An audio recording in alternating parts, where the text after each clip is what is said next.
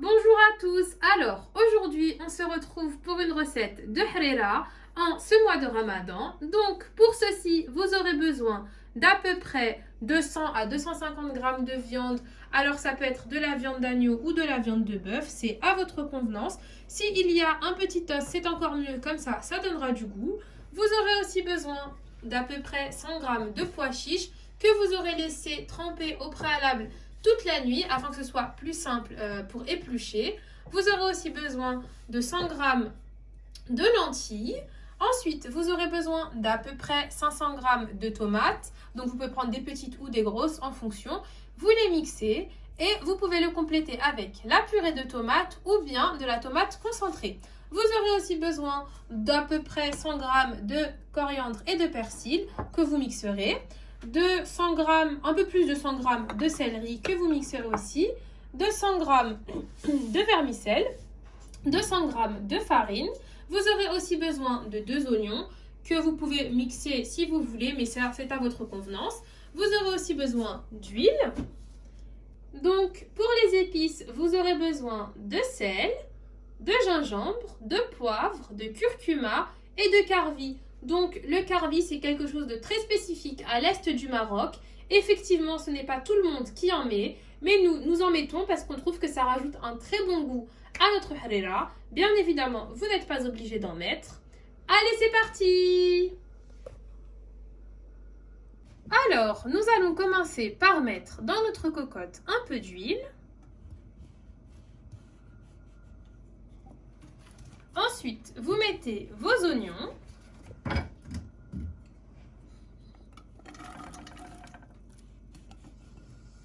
Ensuite, vous mettez votre viande et vous laissez le tout revenir jusqu'à ce que ce soit prêt.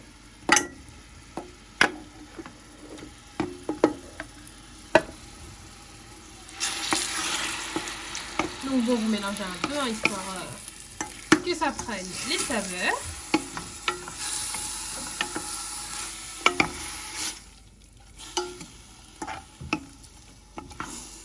Et ensuite, on laisse revenir.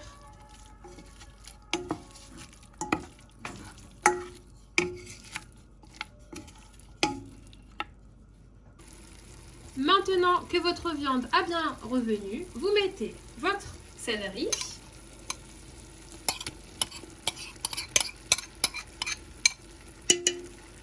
Votre persil et votre coriandre.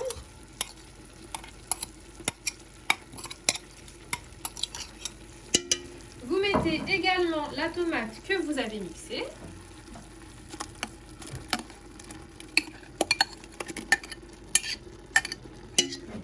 Vous mettez aussi les pois chiches et les lentilles.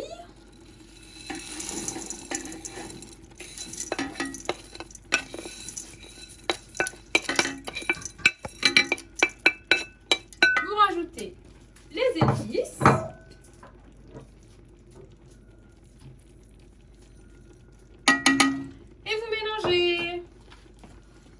Alors, je vous conseille d'attraper la cocotte pour ne pas que ça tombe et vous faites du bas vers le haut. Maintenant, nous allons passer à l'étape suivante.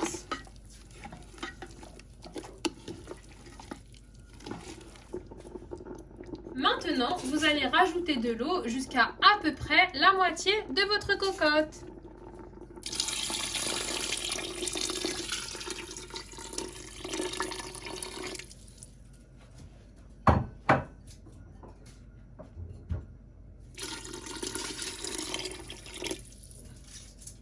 Ensuite, vous mélangez.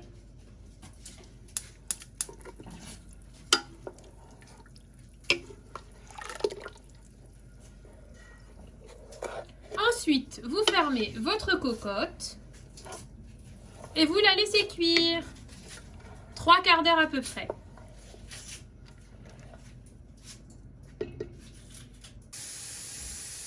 Alors, pendant que votre harira est en train de cuire, nous allons passer à l'étape de la farine et de l'eau. Alors, à quoi sert cette étape? Cette étape sert à épaissir notre harira.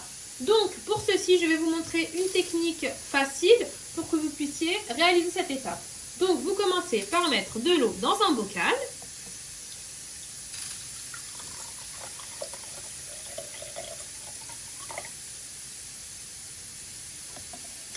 Jusqu'à peu près un tiers de votre bocal. Ensuite, vous mettez de la farine.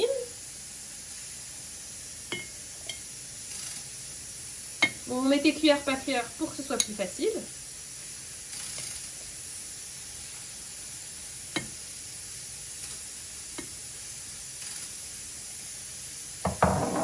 Ensuite, vous fermez votre couvercle et vous secouez vigoureusement.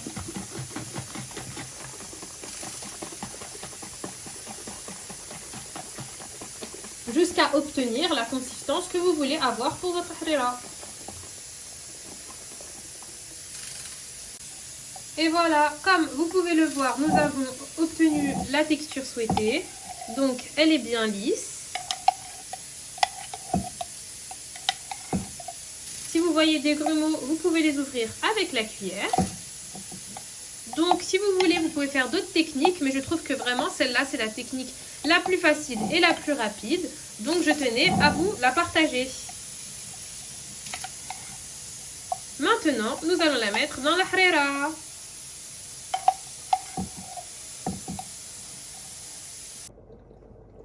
Et voilà, comme vous pouvez le voir, notre harira est cuite. Donc maintenant, nous allons rajouter la purée de tomates. Bon, si vous avez choisi de mettre du concentré de tomates, vous pouvez.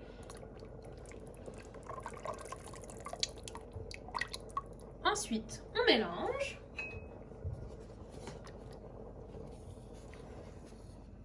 Et maintenant, nous allons passer à l'étape suivante.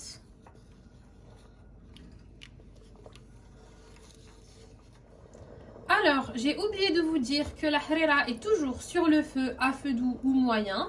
Donc, maintenant que j'ai rajouté ma purée de tomates, je vais rajouter mes vermicelles. Donc, il cuit assez vite, hein, c'est question de 5 minutes à peu près. Ensuite, nous allons passer à l'étape suivante. Alors, maintenant que nous avons fini de mettre nos vermicelles et notre purée de tomates, nous allons mettre notre farine. Donc, pour ceci, vous mettez à feu doux pour ne pas cramer la farine. Donc, vous y allez doucement. Vous mettez un peu de farine. Et ensuite, vous mélangez. Vous essayez de faire les deux en même temps, si c'est possible. Et bien évidemment, vous mélangez tout doucement afin que la farine ne se mette pas en grumeaux, d'accord? Pour pas que ça ne fasse de grosses boules. Et vous y allez bien tout au fond parce qu'en général, la farine a tendance à descendre. Donc pour ne pas que ça vous fasse une grosse pâte tout au fond. Donc vous mélangez bien, doucement et vous allez bien au fond. Donc vous continuez à mettre votre farine petit à petit jusqu'à ce que vous ayez vidé votre récipient. Et comme je vous ai dit, vous mélangez bien de bas vers le haut. Ensuite, vous laissez environ 15 minutes, histoire que ça cuit. Donc vraiment, vous y allez tout doucement. Il ne faut pas se presser sur cette étape. C'est vraiment cette étape où il faut prendre son temps. Comme ça, votre farine ne sera pas tout au fond, parce que sinon après, ça fera une pâte et votre harira ne sera pas bonne. Donc vous mélangez bien. Regardez du bas vers le haut. Comme ça. Et vraiment tout doucement.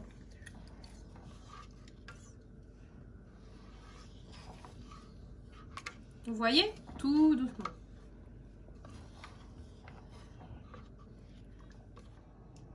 Et voilà, comme vous pouvez le voir, notre harira est prête. Merci d'avoir regardé notre vidéo. N'hésitez pas à vous abonner, liker, partager et commenter car ça nous fait toujours plaisir. Si vous avez des questions, comme d'habitude, c'est dans l'espace commentaires.